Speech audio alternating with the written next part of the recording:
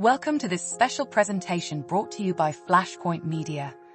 In today's digital age, staying safe online and protecting our personal information has never been more critical. Whether you're browsing social media, shopping online, or managing your finances, the threat of scams, hackers, and cyber attacks is a reality we all must face. To help us navigate this complex landscape, we're honored to have with us Wendy Jump, a highly respected ICT professional and educator with over a decade of experience in the field. Wendy's passion for knowledge and education has driven her to excel in her career, and she's armed with a wealth of expertise in areas including computer science and information technology, project management, information security management, big data analytics, and business intelligence. Wendy's commitment to helping others understand and manage the risks of our increasingly digital world is truly inspiring. Today, she'll be sharing valuable insights on how to stay safe online, protect your personal and financial information, and outsmart the scammers and hackers who threaten our digital security. So, without further ado, please join me in welcoming Wendy Jump to Flashpoint Radio.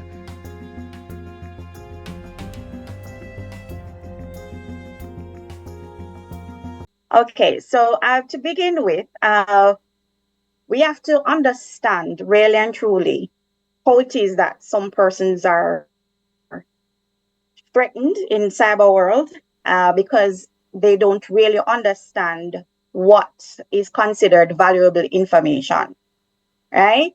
So we're going to look at what is known as your personal identifiable information, or we call PII.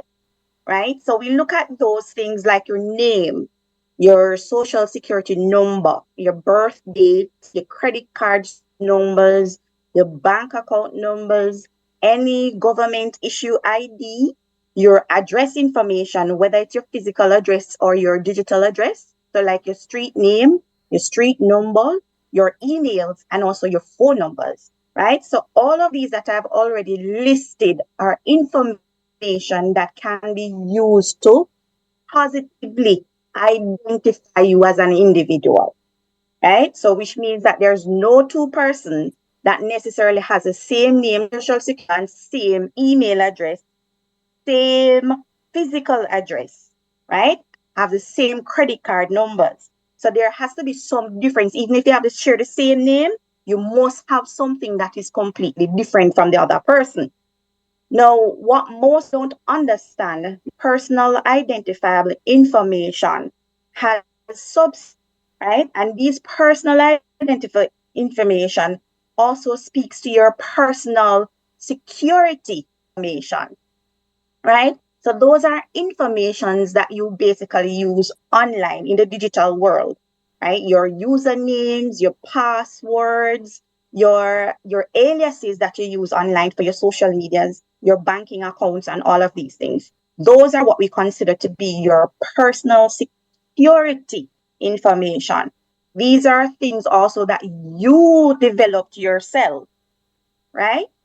And then you have your personal health information, right? So this speaks to your medical records, whether they're electronic or they're your physical records. Your personal health information is also a subset of your personal identifiable information.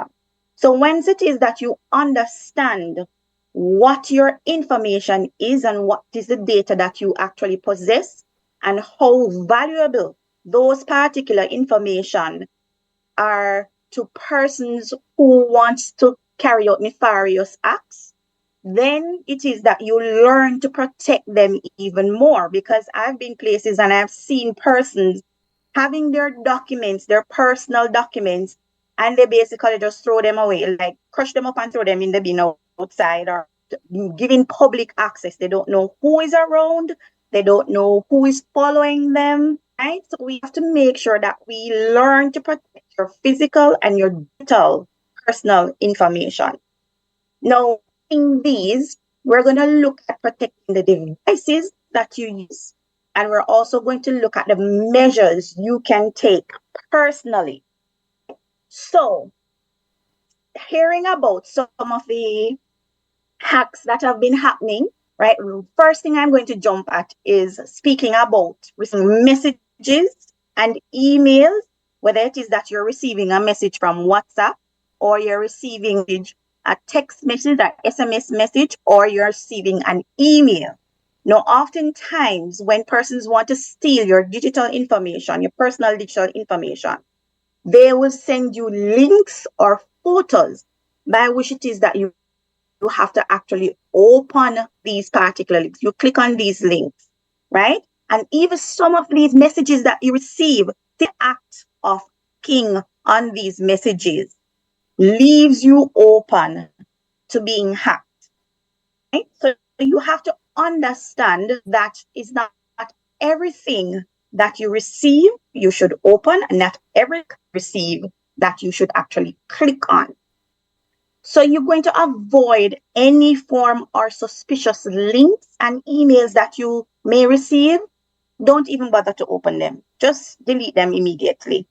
If it is that you suspect a link or an email is coming from your financial institution, my suggestion to you is that you contact your financial institution to say whether or not they are sending out messages or emails about any particular topic, so that you can avoid mistaking any email or message for something being legitimate.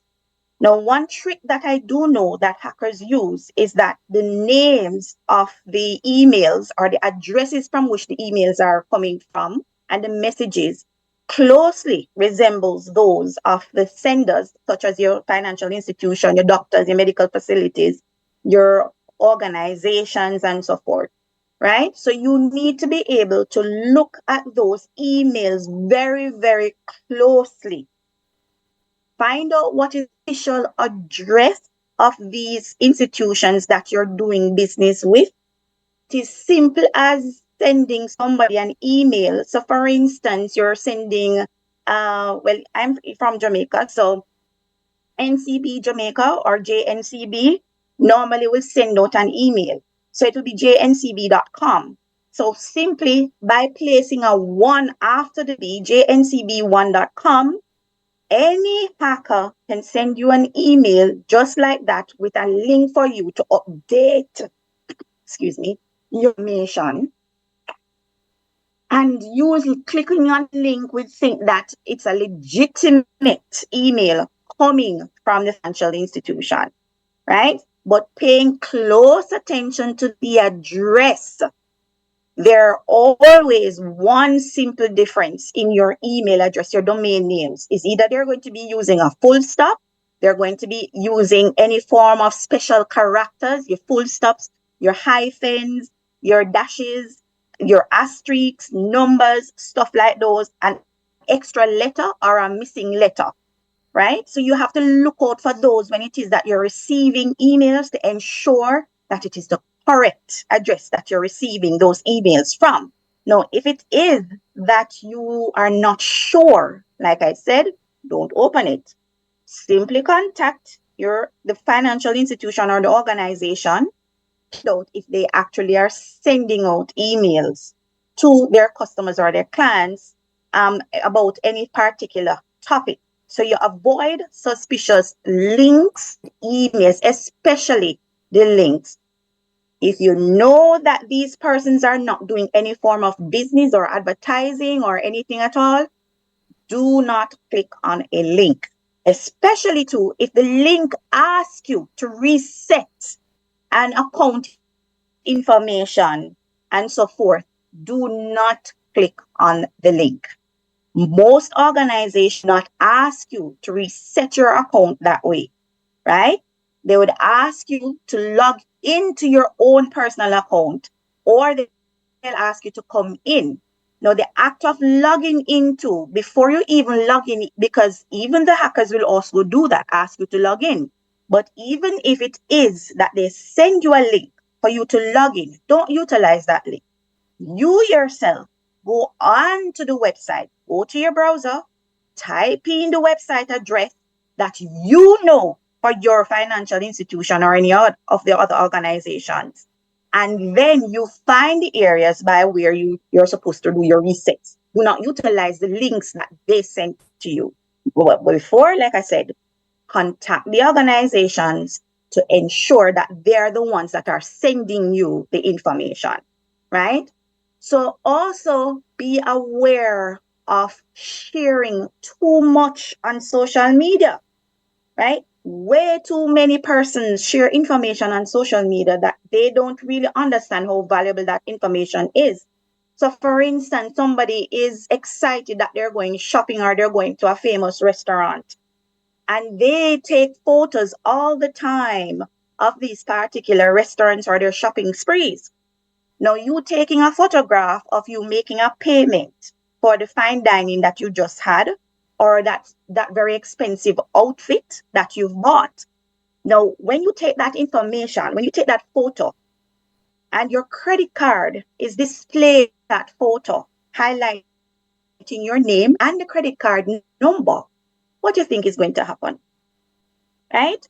Also, providing information to where it is that you're going to be going next, or where it is that you're coming from, or what you'll be wearing at that place, right? Those are information that sometimes you need to limit on social media because, like I said, serious hackers know what to do with that information because it is valuable to them, right? And when you're in public, avoid using public Wi-Fi. If it is that you have to use a public Wi-Fi, get a VPN, a virtual private network. Sign up for a VPN service so that you're able to access the free Wi-Fi that is available to everyone. Because you never know who is there trying to hack into somebody else's device to get information. And the next thing is that you must be careful of the public Wi-Fi that you're actually signing into, because some of these public Wi-Fi are actually set up so that they can actually have persons log on, right, to steal their information. So there's always somebody sitting in some little dark room, in some little corner with some laptop and servers that once it is you connect to these public Wi-Fi, they automatically look into your devices and steal your information, right? Or even lock you out your own device sometimes. And looking at your passwords. When you are setting your passwords, please look at the strength of your password. When we speak about the strength of a password, we're talking about not you just utilizing a word. You can use a passphrase, right? Like today is going to be a great day. You substitute some of those letters with symbols and numbers. You don't use any space. You use capitalizations, right? So you can basically make it difficult for persons to actually guess your password, right? And when you're using your password, use multi-factor authentication. Multi-factor authentication is you utilizing more than one means to gain access to a device, right? So some persons might put in a PIN, right? A 4-digit PIN number. You might use a pattern, which you have to draw on the screen. You might use biometrics utilizing your thumbs or a facial recognition or retinal scans in order to get into your devices, right? So you use multiple, so you can use one or two or three of those particular multi-factor authentication methods in order to secure your device and secure the accounts. So when we talk about securing devices, some persons don't realize that your accounts and your devices are two separate things. So you might have software on your laptop, your mobile phone, your tablets, right, that you may be utilizing private information in. Now you need to secure both the device, your laptop, your mobile phones, and your tablet, as well as the applications in which you are using. The applications all have a security feature for which you are able to set your own security passwords, your own authentication methods, as such as the device. So don't just secure the device and leave the application susceptible if anybody opens or cracks into, or you accidentally leave the device open for anybody to have access to. Ensure that you also secure the device and the application. And you can also secure your application by adjusting your privacy setting right? So adjust the setting that you're going to be utilizing in the applications that you use daily. Now, for your browsers, right? We have a standards by which we use HTTPS, which means that it's a hypertext for secure. That S that is there is for secure. So if you're not seeing that S at the end when you type in a web address, it simply means that website is not secure. And if you're not seeing that little padlock beside it, it simply means that that website or web page is not secure. My suggestion to you is to get off it. Do not use it any at all. Find some other ways and means of finding out information or finding another source for what it is that you need. Right? So, like I said, watch out for any links and your attachments. Watch out for the emails. Also, you can use encryption software to send messages, right? So you prioritize the encryption for any form of communication that you actually do have. Your accounts that you have open on your devices, you can close some of those if it is that you don't use them quite often, right? You keep them closed until, of course, you need to. If it is that you have a where you have a lot of accounts and you don't remember these passwords, then get a password manager, right? There are many password managers. Google has one. There are other password managers that you can utilize so that you only need to one password instead of trying to remember 10 different passwords for 10 different accounts. Once it is that you have a password manager and you're able to log in to the password manager, that should give you access to the other varying accounts that it is protecting, right? So another thing is that you update the software on your devices, right? So some persons will turn off the automatic updates, and I know sometimes the automatic updates might be bothersome to persons. It might take up too much time to update or so forth, but it is useful, especially when a security update is being done, right? And you don't necessarily know when it is a security update. So my thing is that you leave the automatic updates on. Ensure that your devices and the software that you're using, the applications that you're using, are updated on a regular basis. They have the latest update.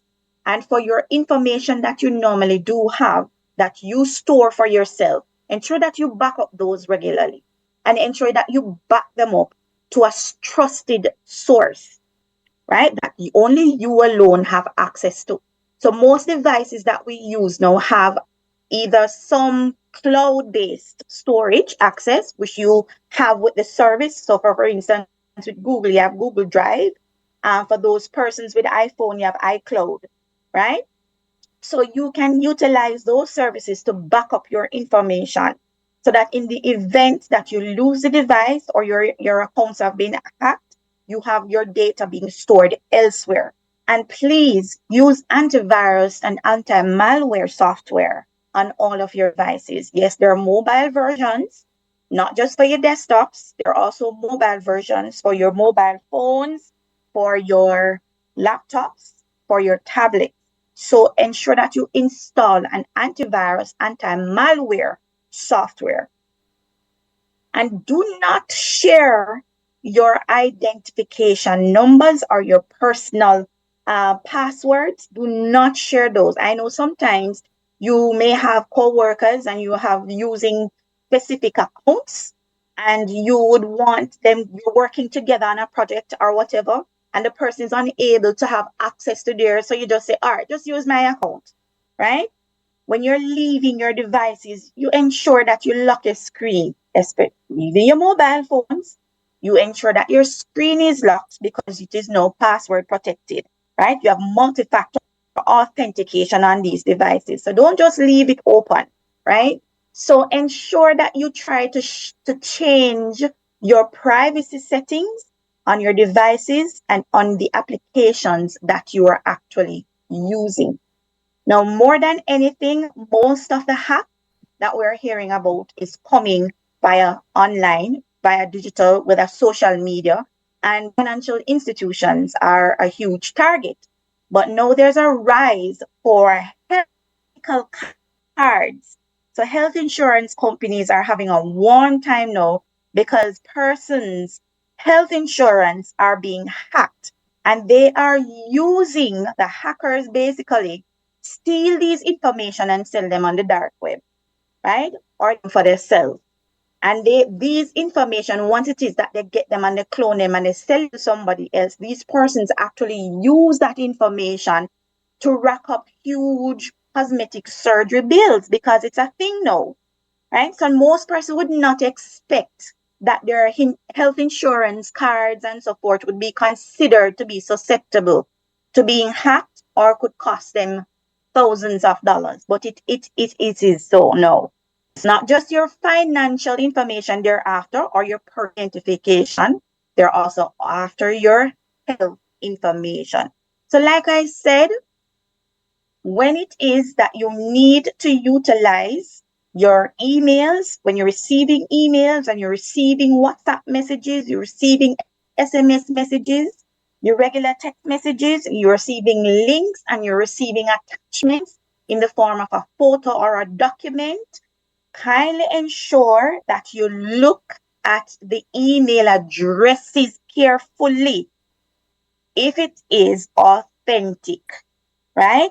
There's extra dots or full stop, as you may call it, then it is not from an authentic person. If there's a number like a 1 or a 2, a letter that is missing from an email address that you know regularly, or there's an additional letter, right? You have to look out for all of, and this is how people get caught.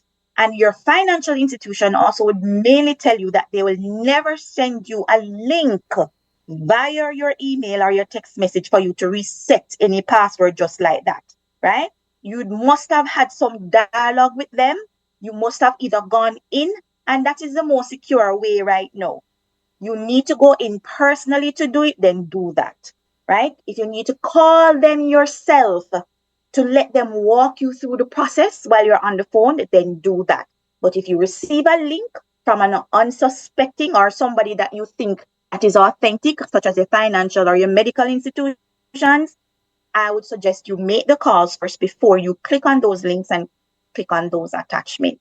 Protect yourself as much as possible.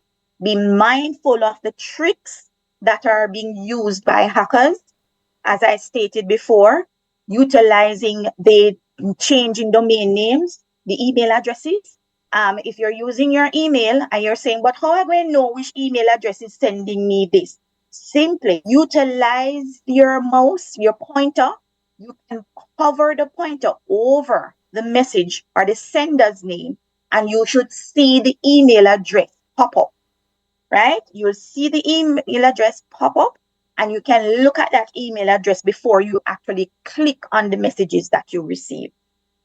So just remember some of the methods that I've just described for protecting your personal information. Create very strong passwords utilizing letters, uppercase and lowercase, numbers, special symbols, asterisks, your number signs, your percentage signs, stuff like those, right? And ensure that you try to use a passphrase that you alone will remember instead of just a word, because the words are often easier to crack than a passphrase, right? So you can utilize those methods to ensure that you create a strong password, and try to ensure that the length of your password is a little bit more than 8 characters, right? 9 to 12 is good, right? If it is that you have 8, it is so much easier. Something that is about 6 characters is easy to crack.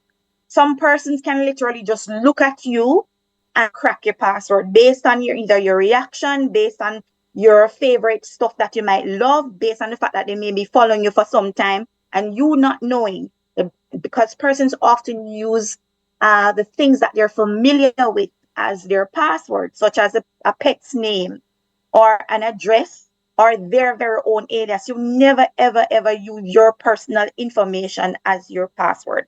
That's a big no. There you are setting up yourself.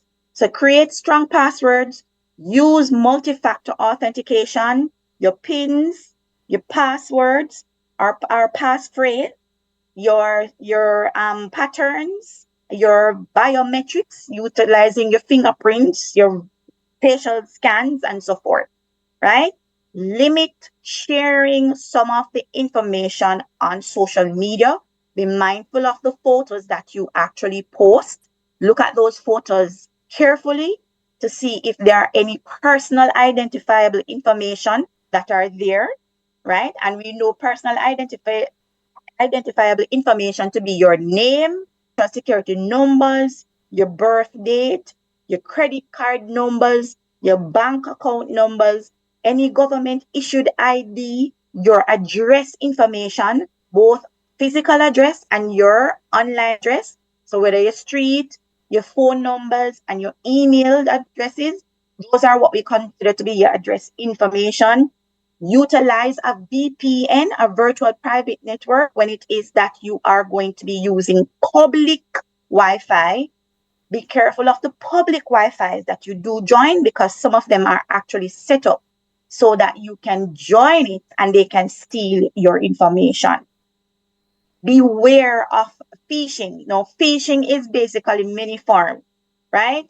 And social engineering factors. So be careful of seeing one person way too many times throughout a day or for a week. You keep bucking up this person. Sometimes you need to be careful of those stuff.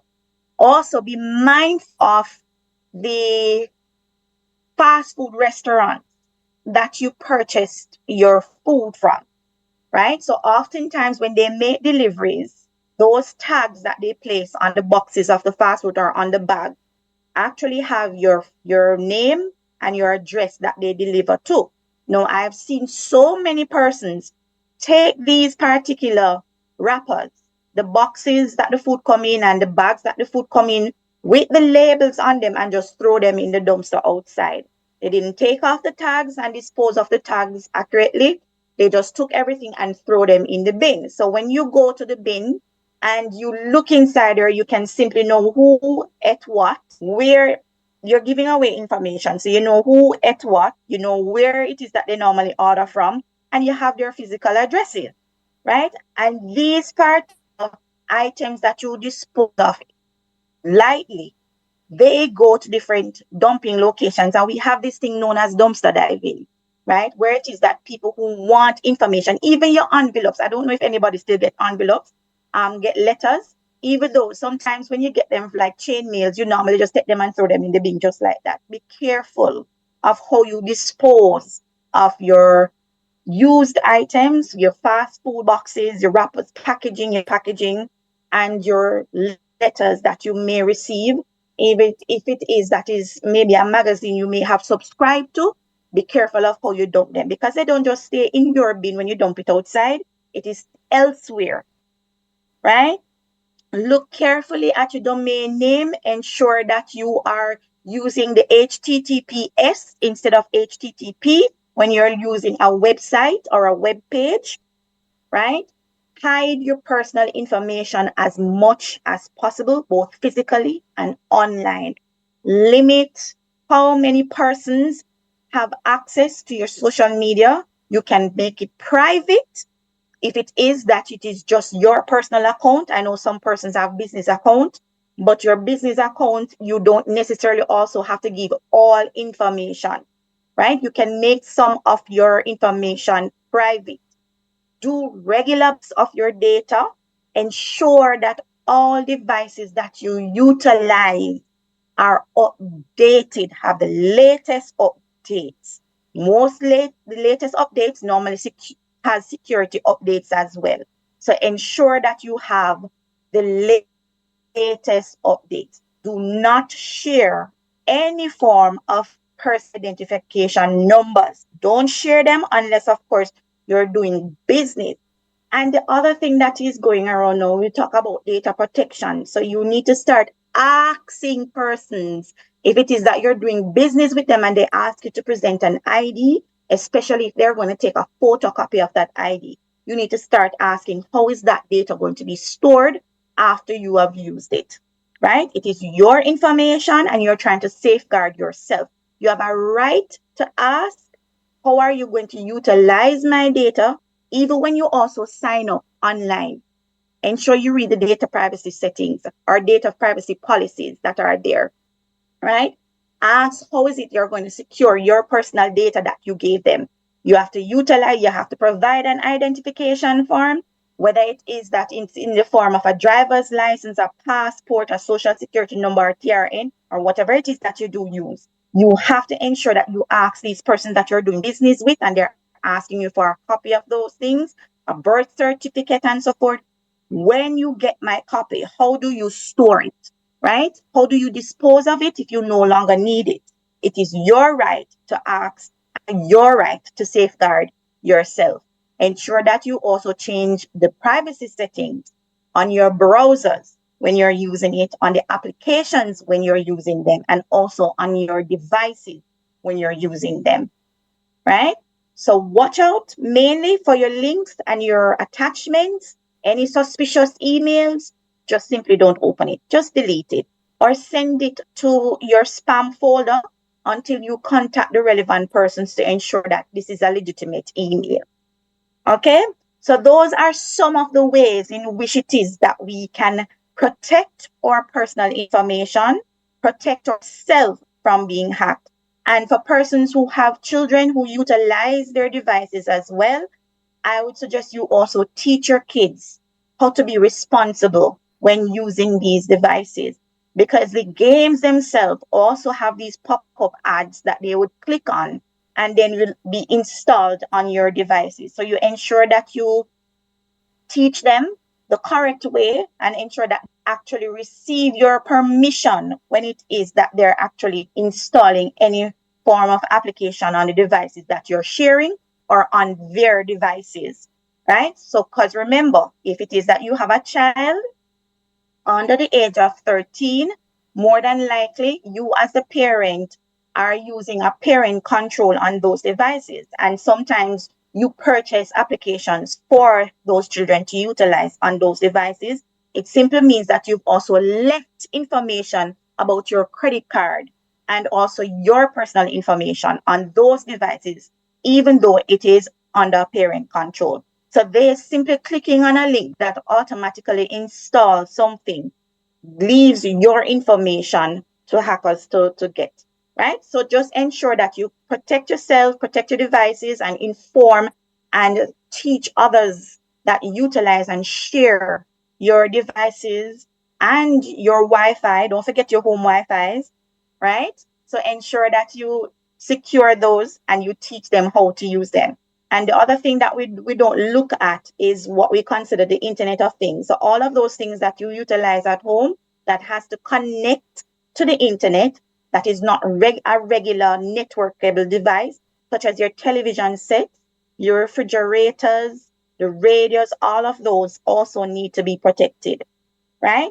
So get a VPN at home too if you need to. Ensure that the modems that you're using at home are very protected using multi-factor authentications as well, right? So ensuring that it has a strong password. If it is that you normally have visitors at home, right? You simply just ensure that you create a guest account for persons when they come to your home to visit and they need to use the Wi-Fi. So you separate your main Wi-Fi and create a guest one so that they only have access to the guest, right? So you limit access to your main accounts so that they can't change passwords or they can't hack in through Wi-Fi, right? And ensure that it is always protected, right? So those are some of the tips that we can utilize to secure our personal information, secure our personal health information, and our personal security information. And I hope that was helpful. I hope that you also learned what you consider to be personal identifiable information and how better to help secure. And if it is that you have any further questions, you can also reach out to me or how to basically go about using multi-factor authentication or utilizing the right applications to help secure your information better. You can always reach out to me through Heart or through my email that they'll share online. All right.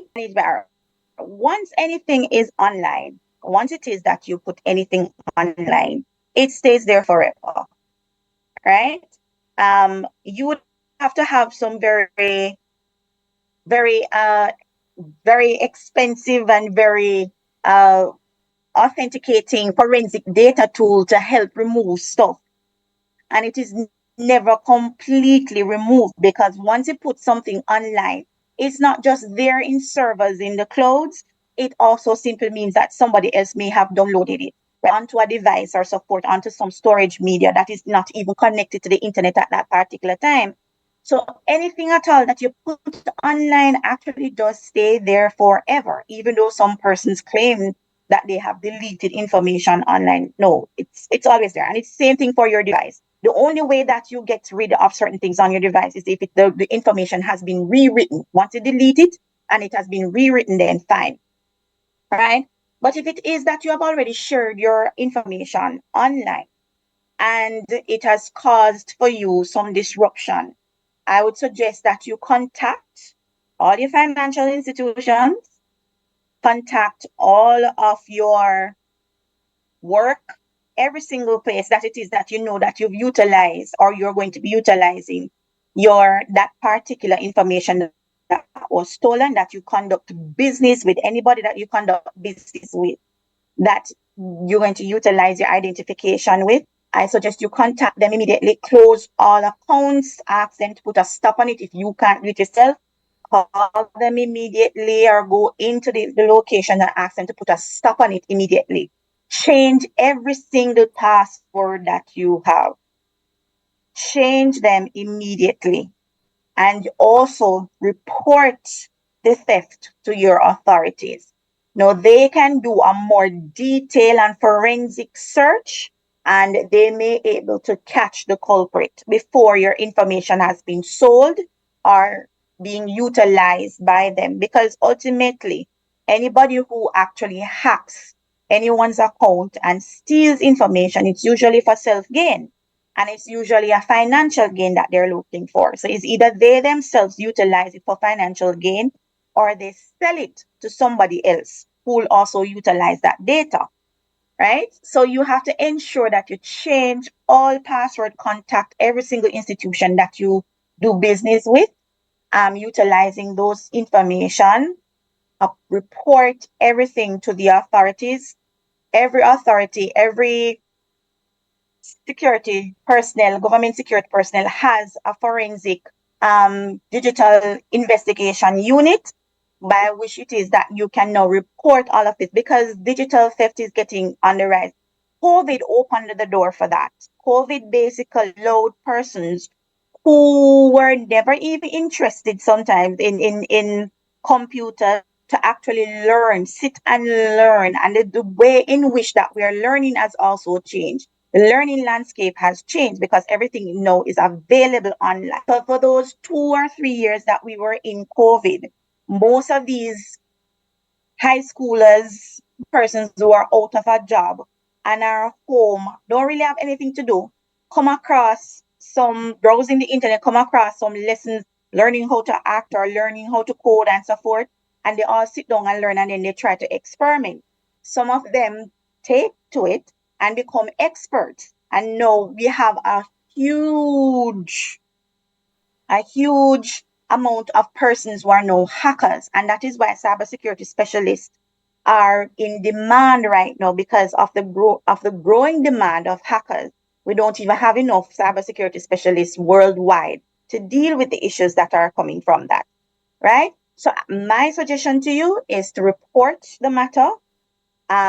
Your social security numbers, your government IDs. It's not easy for you to change those numbers, right? But the only thing that you, because it is your ID, your identification number, you need to ensure that you report that immediately to the authorities. Contact your financial institutions, because that is going to be one of the first places that they actually do go. Your health insurance is also the next thing, because like I said, all of these hackers is financial gain. Either they're doing it themselves or they're selling it to the highest bidder, right? So you ensure that you inform the authorities, change all your password, inform the organizations and so forth. and then you see how best it is that if it is that you're able to change some of these, then go ahead and change them.